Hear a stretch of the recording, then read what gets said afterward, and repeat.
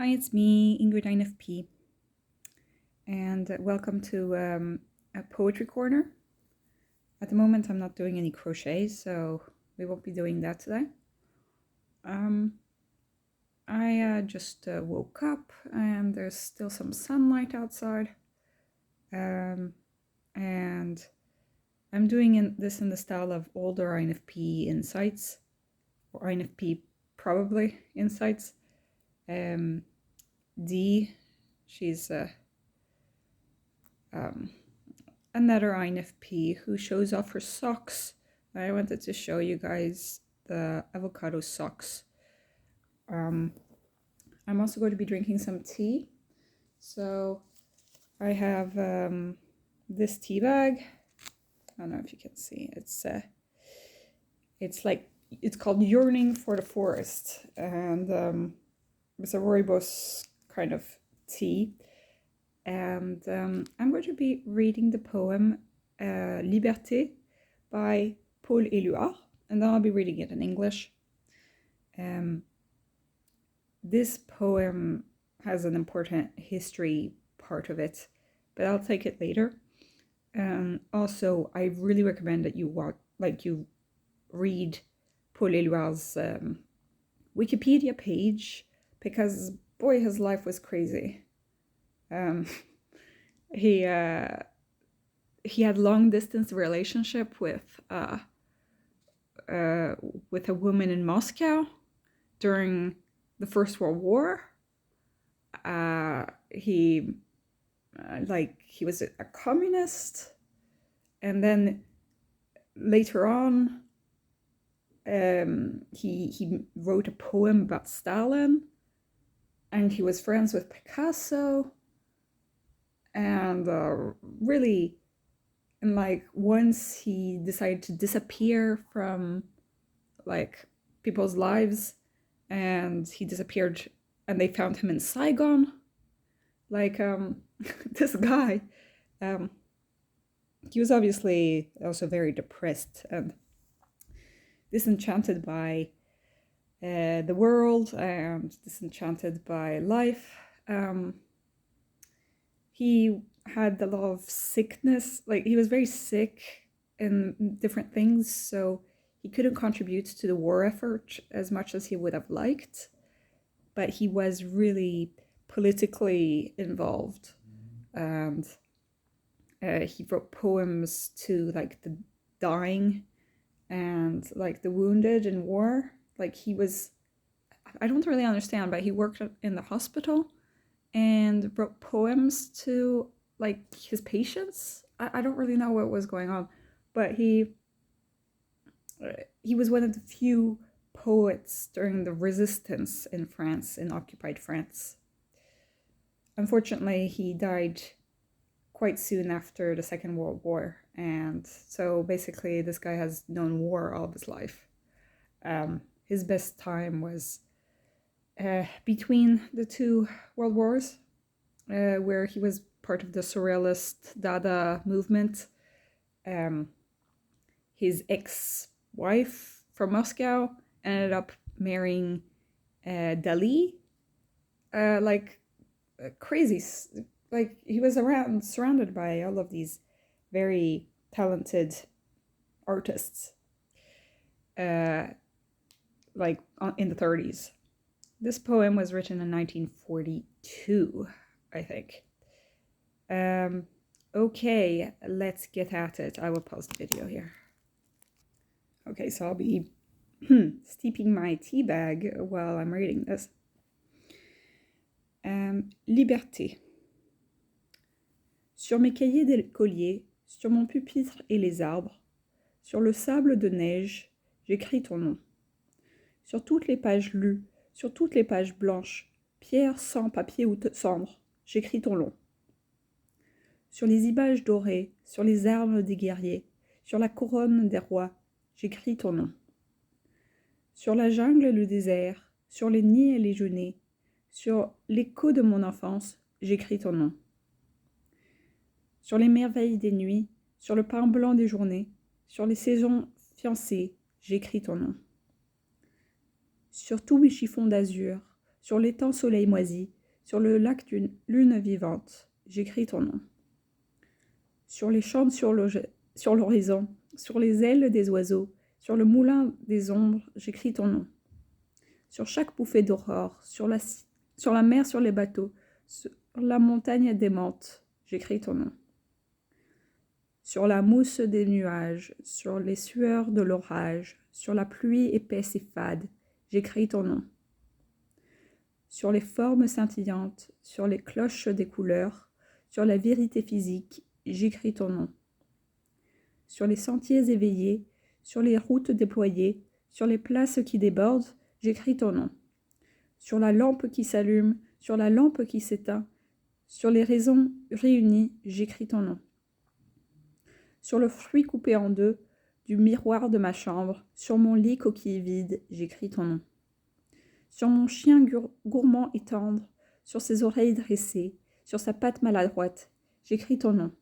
Sur le tremplin de ma porte, sur les objets familiers, sur le flot du feu béni, j'écris ton nom. Sur toute chair accordée sur le front de mes amis, sur chaque main qui me tend, j'écris ton nom. Sur la vitre des surprises, sur les lèvres attendries, bien au-dessus du silence, j'écris ton nom. Sur mes refuges détruits, sur mes phares écroulés, sur les murs de mon ennui, j'écris ton nom. Sur l'absence sans désir, sur la solitude nue, sur les marches de la mort, j'écris ton nom. Sur la santé revenue, sur le risque disparu, sur l'espoir sans souvenir, j'écris ton nom. Et par le pouvoir d'un mot, je recommence ma vie. Je suis né pour te connaître, pour te nommer. Liberté. So that was the poem in French. Liberty. On my school notebooks, on the desk in the trees, on the sand and the snow, I write your name. On every page read, on all the white sheets, stone, blood, paper, or ash, I write your name. On the golden images, on the soldiers' weapons, on the crowns of kings, I write your name. On the jungle and the desert, on the nests on the bushes, on the echo of my childhood, I write your name. On the wonder of nights, on the white bread of days, on the seasons engaged, I write your name. On all my blue rags, on the pond mildewed sun, on the lake living moon, I write your name. On the fields, on the horizon, on the wings of birds, and on the windmill of shadows, I write your name. On each breath of dawn, of the ships on the sea, on the demented mountain, I write your name. On the foam of clouds, on the sweat of the storm, on the dark and insipid rain, I write your name. On the glittering forms, on the bells of color, on physical truth, I write your name. On awakened paths, on open ways, on scattered places, I write your name. On the lamp that gives light, on the lamp that is drowned, on the reunited house, I write your name. On the half-fruit of my mirror, and my room, on my bed's emptied shell, I write your name. On my greedy and tender dog, on his listening ears, on his awkward paws, I write your name. On the sill of my door, on the familiar things, on the fire's sacred stream, I write your name. On all flesh that's in tune, on the brows of my friends, on each hand that extends, I write your name. On the glass of surprises, on lips that attend, high over silence, I write your name. On my ravaged refuges, on my fallen lighthouses, on the walls of my boredom, I write your name. On passionless absence, on naked solitude, on the marches of death, I write your name. On health that's regained, on danger that's past, on hope without memories, I write your name. By the power of the word, I start my life over. I was born to know you and to name you Liberty. Okay, and that's by Paul Eluard. I had to kind of stop in the middle of the translation because he talks about the dog that he doesn't talk about in the French version, which confuses me a little bit. Yeah, I don't know what he's... Oh, he does talk about it, but I think that's they mix two stanzas together, so that's why. Okay. So this poem, I'm not going to go through all of the different places that he writes the name of poetry, of liberty. I did read that at the beginning he wanted to call this poem A Little Thought instead of Liberty. And he wanted to address this poem to his, to his wife. And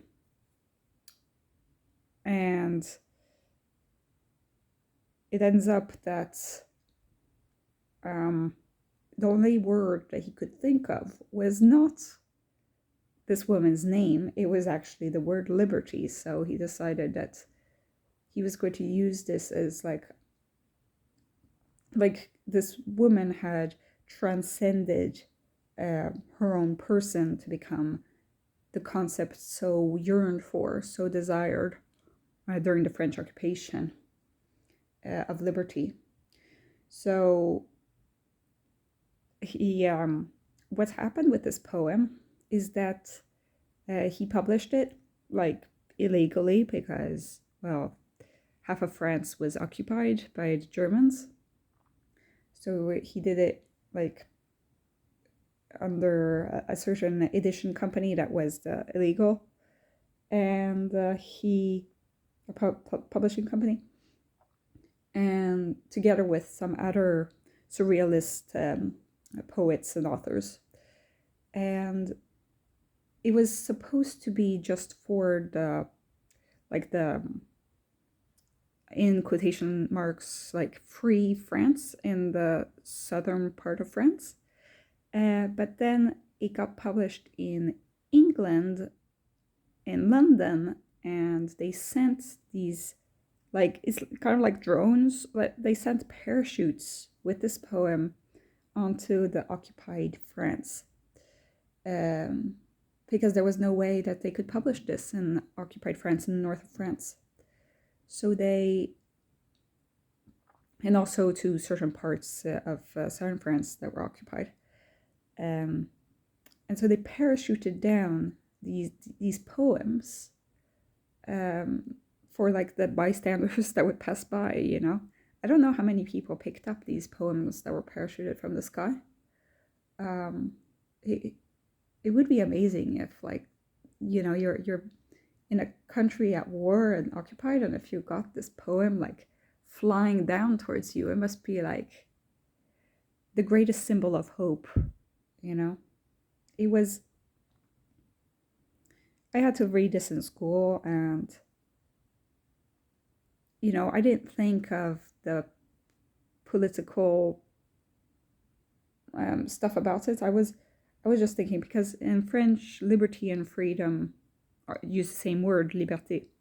So I just thought that he was really interested in being free, you know, just, you know, do whatever he wants, which in a way is true, but it's also the political liberty meaning of it, where he's,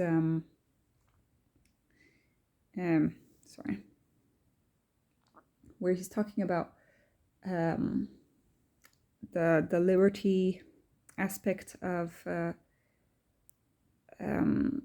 that he doesn't want. Liberty is one of the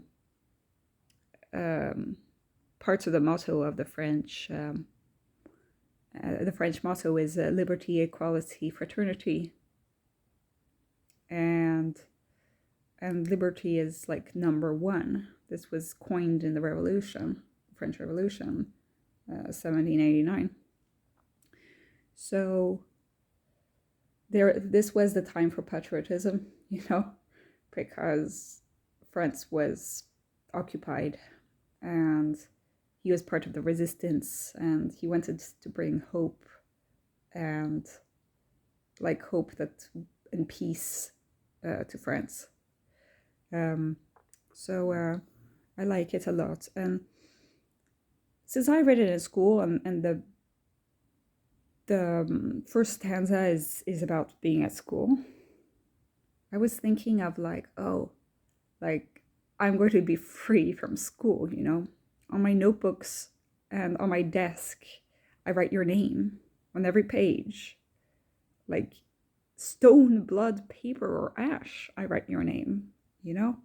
He was pretty brutal, you know? This is pretty brutal for a primary school teacher to read. But yeah, like I didn't know what ash meant when I was reading this. I was a primary school kid, and he talks about the soldiers' weapons. So you can tell that there is a lot of. But he thinks about his childhood. He thinks about familiar things, but also about things that are going on with like the war. He talks about beautiful places in nature. And he talks about like the sea and the demented mountain and the clouds and everything.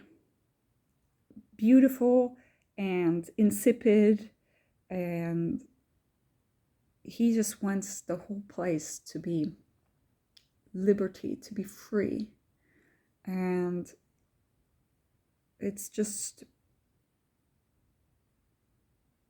yeah, he on the lamp that gives light and the lamp that is drowned, like in lightness and dark. The English translation kind of mixes several stanzas, I realize now. But it's beautiful. And everywhere, he's just interested in liberty. And, let's see.